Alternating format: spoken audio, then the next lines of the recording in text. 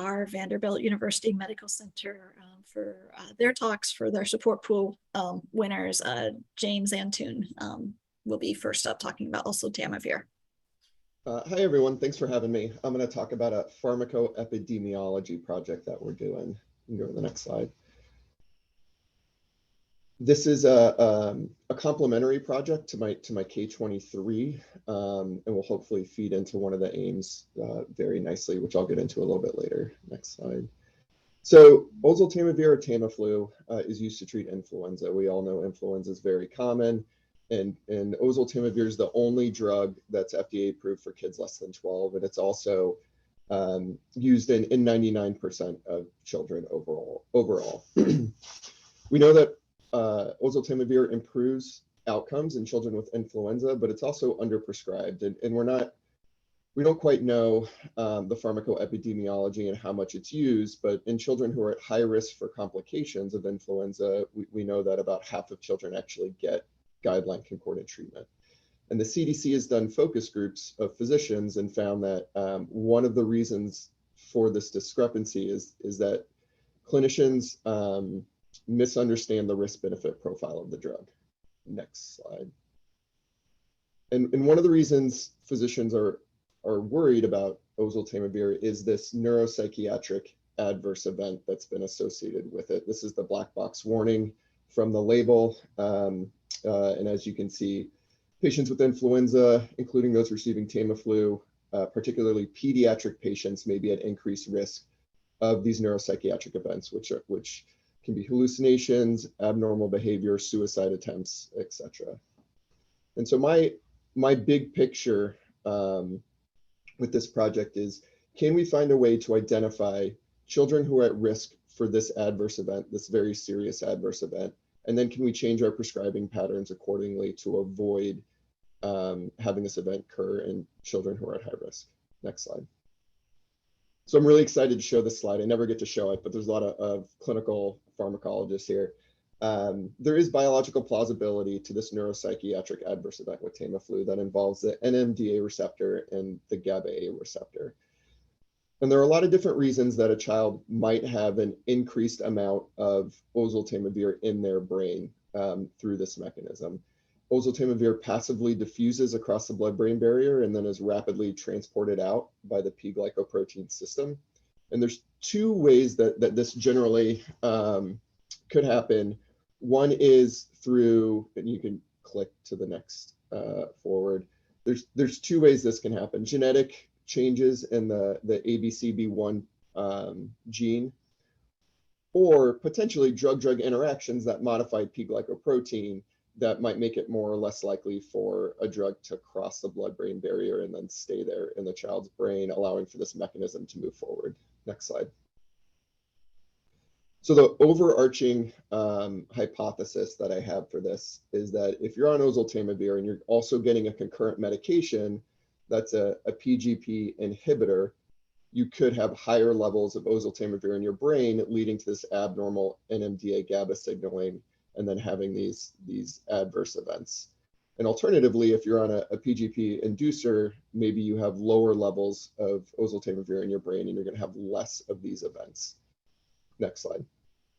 So my aims for this support pool project are, one, to determine the overall prevalence of oseltamivir use in children. We really don't know how many children are getting this medication in general. And then the second aim is to see how many children are actually getting concurrent medications that could potentially lead to these events. These are the PGP modifiers in children that are relatively common, are azithromycin, PPIs, and a number of other drugs like steroids that could be used in children with influenza. It could be used in those who are also getting oseltamivir. And so this project is going to lead into a larger project that evaluates the subsequent outcome of neuropsychiatric events. But the first step is knowing, are children actually getting the medication, and are they getting these potential PGP modifiers at the same time? Next slide. To do this, I'm using the Tennessee Medicaid database, which is a very robust claims database that includes about half of children in Tennessee. There's about 3 million children for the 5-year study period. that I'm looking at. It has robust linkages, maternal-child linkages, linkages to vital records and hospital records, and even a way to identify children to do manual chart review. It oversamples vulnerable populations like those with underlying neurologic and psychiatric comorbidities, which is advantageous for this type of project. And it has very detailed pharmacy dispensing records that have been validated, so we can see which children were prescribed certain medications and when. Next slide. And that's it. I'd really like to thank the NICHD and Imprint and our Vanderbilt Center for Pediatric Precision Medicine and Prince and Sarah for all of their support with this project.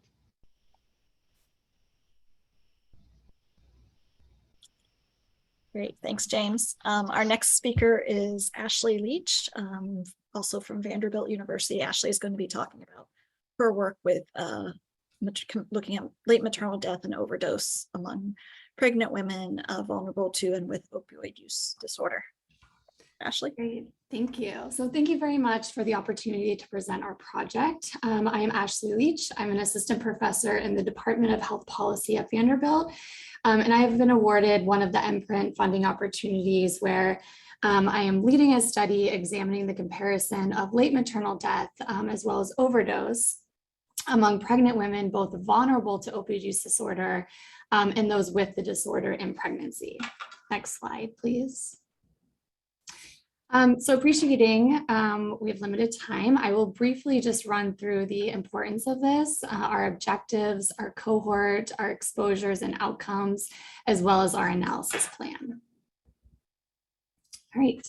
So while opioid use disorder, otherwise known as OUD, is known to impact a slightly higher proportion of men in the United States, women actually obtain prescription opioids at higher rates than men and have double the growth rate in overdose deaths, up to 600% in just 2 decades. Opioid overdose in the year 2020 alone has contributed to nearly 90,000 deaths, the highest among those ages between 25 and 54, with an expected $2 billion in annual hospital costs, $31 billion annually in healthcare costs for opioid use disorder overall, excluding treatment. Next slide. We also know that there are many instances within pregnancy, especially at delivery, where women have an increased risk of serious opioid-related events attributed to opioid prescribing. In addition, mental health-related conditions in pregnancy, as well as in the postpartum period, with a substantial overlap between depression and substance use, are one of the leading preventable causes of maternal mortality in the US, and most often occur at 43 to 365 days in the postpartum period. Next slide. So our objectives of this study is to first determine maternal death and opioid-related overdose rates between women with opioid use disorder to women who filled an opioid prescription during pregnancy during the 365-day follow-up period.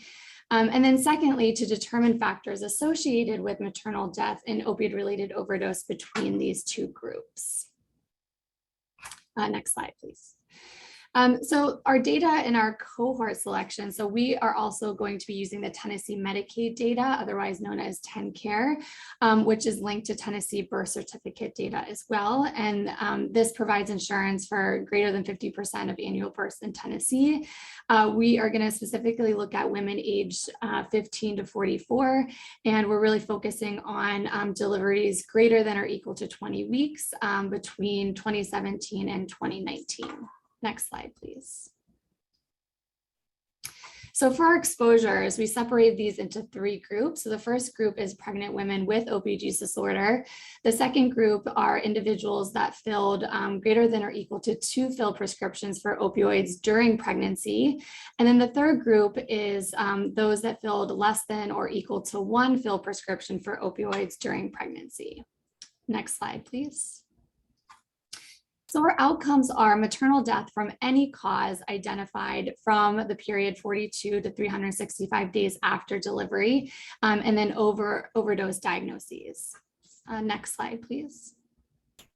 Our covariates are many, and I'm not going to go into them in detail, but things like this social vulnerability, severe maternal morbidity, rooted delivery, other things like depression and anxiety disorders, non-opioid drug prescriptions, things like that will be included as our covariates. Next slide. For our analysis, we are going to be using a Cox proportional hazards model of time to maternal death in the 365-day post-delivery follow-up period between women diagnosed with opioid use disorder to women who filled opioid prescriptions during pregnancy. Next slide. Thank you so much for this funding opportunity, and I'm really looking forward to presenting our results in the near future. Thanks. Great. Thank you to all of our awardees this morning.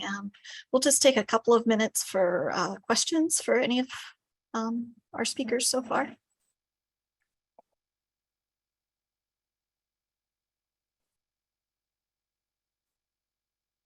If there are not, and then feel free to put other questions you may have in chat, and we'll go ahead and move on in the